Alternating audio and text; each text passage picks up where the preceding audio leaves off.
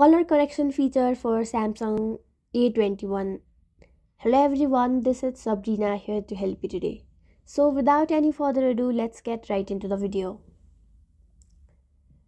So color correction feature is a feature in Samsung phones that will allow you to adjust your color display settings and the display colors in your display according to your likeliness.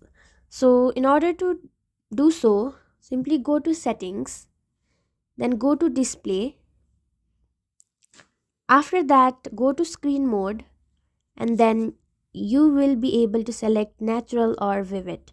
In order to change it as per your preference, simply select vivid and then go to advanced settings. From here, you will be able to change the red, blue, and green